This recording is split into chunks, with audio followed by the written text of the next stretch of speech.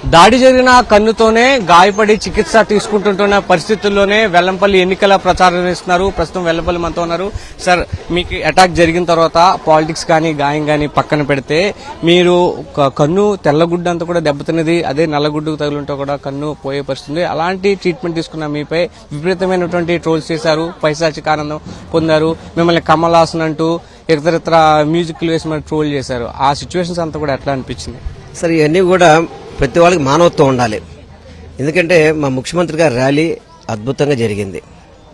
అద్భుతంగా జరిగి జనాలను చూసి ఓరవలేక ఏదైతే నిన్న బోండోమా నిన్న స్టేట్మెంట్స్ పెట్టి చెప్తున్నాను, వాళ్ళే కొట్టారనే సంగతి ఆయన ఒప్పుకుంటున్నాడు. ఆల్రెడీ ఒప్పుకుంటున్నాడు. ఆయన మీద, ముఖ్యమంత్రి గారి మీద బలంగా రాయి తగిలి కుట్లు పడింది, నా కంటి తగిలింది, దాదాపు 3-4 రోజులు ఇబ్బంది పడ్డాను, మెడిసిన్స్ వాడుతున్నాను. ఎన్నికల సమయం, ఇంట్లో కూర్చుంటే జరిగేది కాదు, ప్రతి ఒక్కరికి కలవాలి, ప్రతి ఒక్కరిని ఓటు అభ్యర్థించాలి అని చెప్పని బాధతో కొంచెం నొప్పి ఉన్నా కానీ తిరుగుతున్నాను. ఇప్పుడు కూడా యాక్చువల్గా ఇంకో గంట సేపు తిరగాలి, కొంచెం నొప్పిగా ఉందని ఇప్పుడే నేను మిగతా వాళ్ళని కంటిన్యూ చేయమని బయలుదేరుతున్నాను. కానీ ఈ సునకానందం మానుకోవాలా. ఏ ఒక్కరూ కూడా కావాలని కంటి మీద, మన శరీరంలో సున్నితమైన భాగం కళ్ళు, ఆ కళ్ళతో ఎవరు ఆడుకోకూడదు. ఇబ్బంది పడుతున్నా, స్క్రాచెస్ పడ్డాయన్నారు, రెటీనా మీద కొంత లెఫ్ట్ సైడ్లో వాపు వచ్చిందన్నారు డాక్టర్స్. వాటికి ట్రీట్మెంట్ వాడుతున్నాను. వాటికి ట్రీట్మెంట్ వాడుతూ ఎన్నికల సమయం కాబట్టి తప్పని పరిస్థితిలో నేను బయటకు వచ్చి ప్రచారం చేసుకుంటున్నాను. బోండోమా మాట్లాడుతూ 3 రకాల స్టేట్మెంట్స్ ఇచ్చారు. ఒకటి, అన్న క్యాంటీన్ తీసేశారు కాబట్టి కొట్టారని ఒకటి, ఎన్నికల ప్రచారంలో డబ్బులు వెళ్ళదని ఒకటి, లేదా ఏదో ఆగతైతనంగా రాయి విసారులే, ఏదో రాయి తగిలింది అంటూ చాలా సహజంగా కూడా మాట్లాడారు. దానికి సంబంధించి ఏమనిపిస్తుంది? మరోవైపు అధికారులు కూడా హెచ్చరించారు, ఈ కేసులో కనుక నా పేరు పెడితే ఖచ్చితంగా మీ అంత చూస్తాను, మీ సంగతి తెలుస్తా అంటూ కూడా మాట్లాడారు. ఒకటి మళ్ళీ అది ఇంకొకటి మాట కూడా చెప్పాడు, విజయవాడ వెస్ట్ నుంచి రౌడీ షీటర్లు తీసుకొచ్చాను కూడా చెప్పాడు. అంటే అతనికి తెలుసు, అతను చేశాడు కాబట్టి మూలాలు బయటపడుతున్నాయనే ఉద్దేశంతోనే కంగారు పడుతున్నాడు. ఎందుకంటే అతనికి ఓటమి భయం పట్టుకుంది. అదేవిధంగా జగన్మోహన్ రెడ్డి గారు వచ్చిన తర్వాత జన ప్రపంచం చూసి మైండ్ పోయింది అతనికి. ఏదో విధంగా హతమార్చాలి అని చెప్పి ఒక ఆనందంతో చంద్రబాబు ఒక డైరెక్షన్తో ఇవన్నీ కూడా చేశాడు. చంద్రబాబు కూడా నేను ట్వీట్ చేశాడు, ఇందులో బోండోమాని విరికేయడానికి ప్రయత్నాలు జరుగుతున్నాయని. వీళ్ళందరికీ ఎలా తెలుసు? మాకే తెలియదు ఆ విషయం. ఎందుకు తెలుసు? ఎందుకంటే చేసింది వాళ్ళు కాబట్టి ఈ ఆధారాలు బయటపడతాయని చెప్పిన భయంతో ముందే చెప్తున్నారు.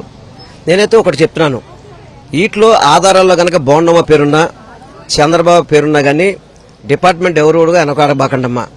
రేపు జూన్ 4వ తారీఖున మా ప్రభుత్వం వస్తుంది, మీ సంగతి చూస్తాం అని చెప్పని మీరు భయపడాల్సిన పని లేదు. ఎందుకంటే సాక్ష్యాధారాలు మీకు దొరికితే మాత్రం ఏ ఒక్కరిని వదలబాకండి. ఎలక్షన్ కమిషన్ కూడా కోరుకుంటున్నాను, దయచేసి ఇటువంటి రౌడీలు ఏ విధంగా బెదిరిస్తున్నారు చూడండి. 4వ తారీఖున మా ప్రభుత్వం వస్తుంది, మీ అధికారి మీరు చర్యలు తీసుకుంటా అన్నప్పుడు ఎలక్షన్ కమిషన్ బోండోమా మీద చర్యలు తీసుకోవాల్సిన అవసరం ఉంది.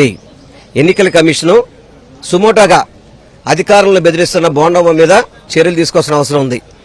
సాక్ష్యాధారాలు ఉంటేనే వాళ్ళ మీద యాక్షన్ తీసుకోవాలని మేము కోరుకుంటున్నాం.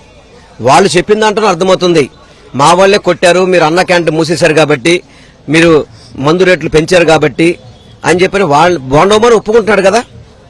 కానీ పోలీసులు ఈరోజు సాయంత్రం సాక్ష్యాధారాలు ఏదైతే బయట పెడతారో దాన్ని చూసి నేను మాట్లాడతాను. కానీ ఈ రోజు బోండోమా మాటలను బట్టి ఇదంతా కూడా తెలుగుదేశం చంద్రబాబు డైరెక్షన్లోనే బోండోమా చేయించాడనేది స్పష్టంగా ఆయన మాటల్లోనే అర్థమవుతుంది. తప్పకుండా దేవుడు వాళ్ళని శిక్షిస్తాడు. దేవుడు మాకు మేలు చేశాడు కాబట్టి జగన్మోహన్ రెడ్డి గారికి మాకు కొంత త్రుటిలోనే ప్రమాదం తప్పే విధంగా మాకు దేవుడు ఆశీస్సులున్నాయి. కానీ ఈ చర్యలు చేపట్టిన ఏ ఒక్కడికి కూడా దేవుడు క్షమించడు. తప్పకుండా వాళ్ళకి శిక్ష పడాల్సిందే. అదేవిధంగా పోలీస్ డిపార్ట్మెంట్ నిష్పక్షపాతంగా భయపడకుండా మీరు ఆధారాలు సేకరించి ఎవరైతే ఈ కార్యక్రమానికి పాల్పడ్డారో వాళ్ళందరూ కూడా చర్యలు తీసుకోవాలని మాత్రం నేను మీ ద్వారా కోరుకుంటున్నాను. మొదటి నుంచి కూడా కేవలం మీ రాజకీయ ప్రత్యర్థి కాబట్టి కేవలం అనుమానాన్ని మాత్రం వ్యక్తం చేశారు. పోలీస్ డిపార్ట్మెంట్ ఇప్పటివరకు బోండోమాకు నోటీసులు ఇవ్వలేదు, విచారణకు పెరగలేదు. అయినా కూడా నా పేరు పెట్టొద్దు అని అనడాన్ని ఎలా చూస్తారు? అదే నేను చెప్పేది, అదే అతను గుమ్మడికాయల దొంగ ఎవరంటే భుజాలు తడుకునేవాడు బోండోమాలా కనబడుతున్నాడు. ఈ రోజు అతను చేయించాడు కాబట్టే భయపడుతున్నాడు అనేది మేమందరం భావిస్తున్నాం. ఎందుకంటే నేను నిన్నటిదాకా ఇవాళ వరకు నేను మాట్లాడలేదు బోండోమా చేయించాడని చెప్పని.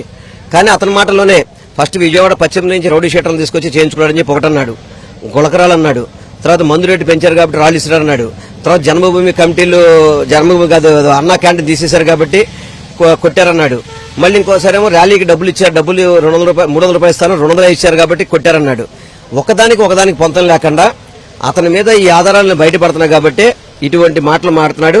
తప్పకుండా మూలాలన్నీ కూడా బోండా ఉమా వైపే అతని మాటల్లో కనబడుతున్నాయి కాబట్టి పోలీస్ డిపార్ట్మెంటు ఆ కోణంలో కూడా పరిశీలించి బోండా ఉమా గనక దాంట్లో నిందితుడైతే కఠినమైన చర్యలు తీసుకోవాలని మాత్రం మీ ద్వారా నేను కోరుకుంటాను. మీ కంటికి సంబంధించి పాలిటిక్స్ పక్కన పెడితే కుటుంబ సభ్యులు ఎలా రియాక్ట్ అయ్యారు? ఒక నల్లగుడ్డుకు తగిలితే కన్ను పోయే పరిస్థితి వచ్చేది, ఇప్పుడు వరకు దాని కూడా ఒక ఎఫెక్ట్ ఉందని నియోజకవర్గంలో మిమ్మల్ని ప్రేమించేవారు కావచ్చు, కుటుంబం ఎలా ఫీల్ అయ్యారు, వాళ్ళందరికీ మిమ్మల్ని ఎలా ఓదార్చారు, ఎలా సపోర్ట్? గత 3 రోజుల నుంచి కూడా పార్టీ నాయకులు కావచ్చు, పార్టీ కార్యకర్తలు కావచ్చు, జగనన్న అభిమానులు కావచ్చు, ప్రతి ఒక్కరు కూడా ఇంటికి వచ్చి బాధపడిన పరిస్థితి ఈ దుర్మార్గపు సంఘటన ఏంటనేది. ఈ రోజు మేము ప్రజల్లోకి వెళ్తుంటే ప్రజలు ఎంతో మంది అడిగారు, అయ్యా దుర్మార్గులు ఇలా చేయడం ఏంటయ్యా అని చెప్పాను. ఎందుకంటే నేను నిజంగా ఇంకా 4-5 రోజులు రెస్ట్ కావాలి, తీసుకోవాలన్నది నాకు ఉంది. కానీ ఎన్నికల సమయం కాబట్టి ఎన్నికల్లో ప్రతిరోజు మాకు కీలకం, ప్రతి నిమిషం కీలకం. మాకు కష్టాన్ని భరాయించి ముందుకు వస్తుంటే ఇంకా దీన్ని హేళన చేసే విధంగా మాట్లాడడం దుర్మార్గం. తప్పకుండా ఈ చర్యకి పాల్పడినోడు ఎవడు కూడా బాగుపడాడు, జీవితంలో బాగుపడ్డు. జగన్మోహన్ రెడ్డి గారు కానీ నా మీద కానీ ఎవరైతే ఈ చర్యలకు చేపడ్డారో, ఈ చర్యలకు కారకులయ్యారో ఆ దేవుడు వాళ్ళని బలంగా శిక్షిస్తాడు. తప్పకుండా దీంట్లో చంద్రబాబు బోండోమా హస్తం ఉన్నట్టుగా నిన్న బోండోమా యొక్క స్టేట్మెంట్లో అర్థమవుతుంది. పోలీస్ డిపార్ట్మెంట్ కూడా ఆ విధంగా ఆలోచన చేసి ఎలక్షన్ కమిషన్ కూడా సుమోటోగా బోండోమా మీద కేసు కట్టాలని మాత్రం మనస్ఫూర్తిగా కోరుకుంటాను. ఇది వెల్లంపల్లి చెప్తా ఉన్నారు. ఖచ్చితంగా ఇంత కష్టమైన కూడా ఎన్నికల ప్రచారంలో ఇచ్చిన కమిట్మెంట్ ప్రకారం పనిచేస్తున్నానని చెప్తున్నారు. అలాగే బోండా ఉమ మాట్లాడుతూ తనకు సంబంధం లేని విషయంలో పోలీసులు ఎందుకు నోటీసులు ఇస్తారు, ఎందుకు కేసులు ఇరికిస్తారు, తనకు ఖచ్చితంగా సంబంధం ఉంది కాబట్టే ఈ తరహా వ్యాఖ్యలు చేస్తున్నారు. ఖచ్చితంగా తెలుగుదేశం పార్టీ డైరెక్షన్ లో బోండా ఉమ కన్సైనర్లోనే ఈ ఘటన జరిగింది. దీనికి సంబంధించి మాత్రం పోలీసులు నిష్పక్షపాత దర్యాప్తు చేయాలి. అలాగే ఎలక్షన్ కమిషన్ కూడా బోండా ఉమ చేసినటువంటి వ్యాఖ్యల పట్ల చర్యలు తీసుకోవాలని కూడా వెల్లంపల్లి కోరుతున్నారు. వీడియో సంతోష్ తో అమర్, సాక్షి టీవీ, విజయవాడ.